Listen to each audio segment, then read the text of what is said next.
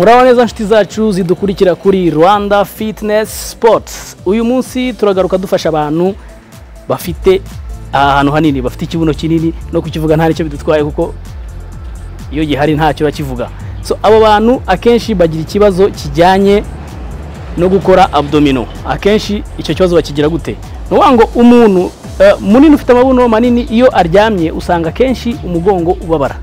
Ariko ushobora gukora abdomino mu buryo bwiza kandi uproteja n'umugongo wawe kugira ngo utavunika. Nibyo tugiye gukwereka, udukurikire tukwereke ubwo buryo bwiza ushobora kwifashisha ukora abdomino kandi utavunitse. Thank you.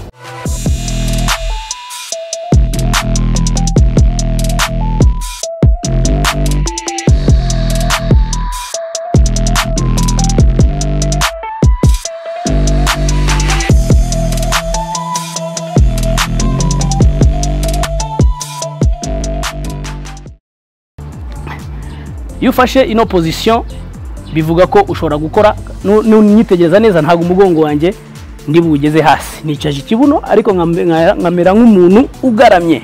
Uri kubyibona? Itegereze neza. Turakora amasegonda 30. Bivuze ko ushobora kuruha ariko ukaruhukaho gato ariko ugakomeza. Icyambere ni result. Twakomeje.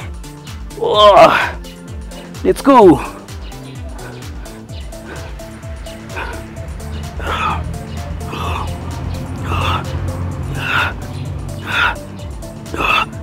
Nice. Okay.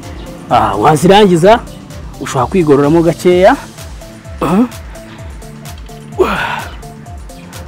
Ukaruka amasegonda yawe 10 gusa. Sibyo? Okay.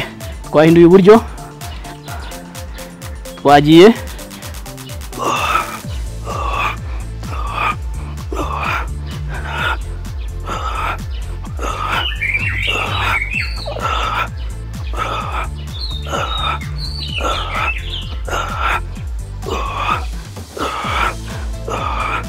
indura yikubita rwose nta kibazo.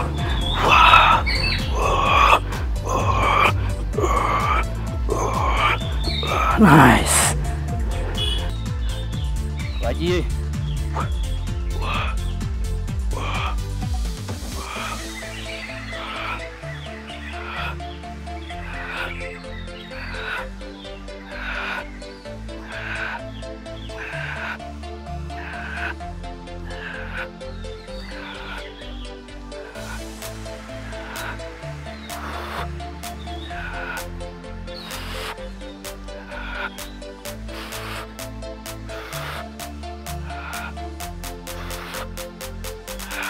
nice.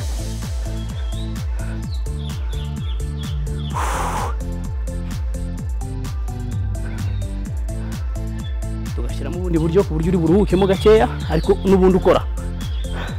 Okay, twagiye. Urazamura cyane.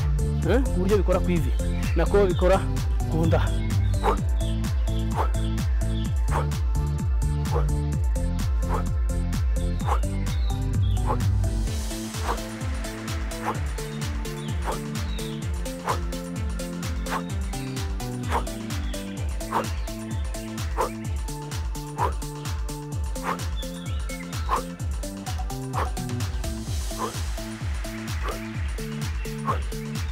Okay. Ikugenda uhindura. Ikomeye ushobora gukora nkeya ariko kongera ugakora. Bakomeza. Okay, twagiye. Kandi murabona ko ikugenda buhoro. Twagiye. Okay. Hagati. Ikubita. Let's go.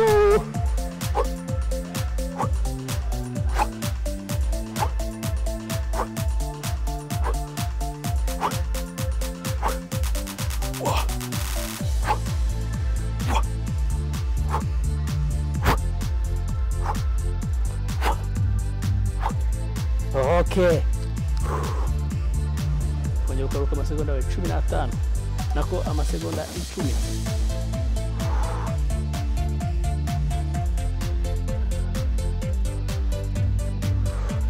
Okay.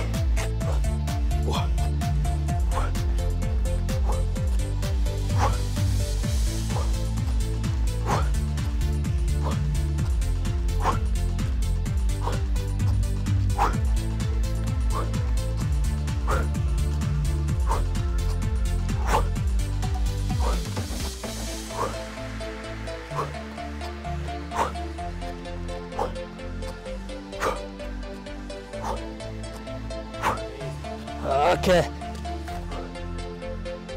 Bitte.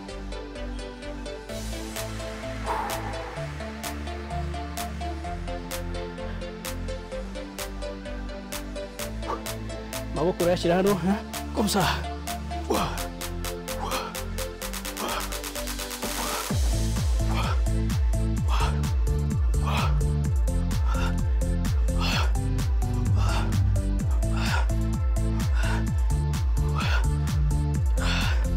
Iyi ni exercice ya nyuma ugomba gushyiramo imbaraga.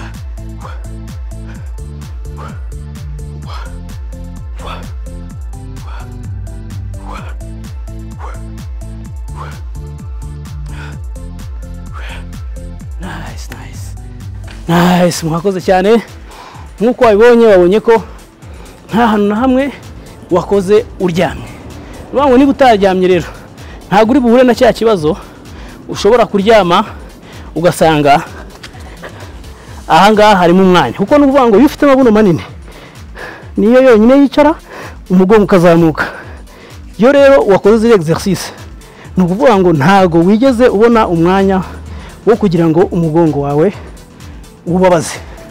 Ngaho rero kora subscribe kuri channel yacu ya Rwanda Fitness Sport, tuguhe imyitozo yagufasha ku mubiri wawe. Thank you.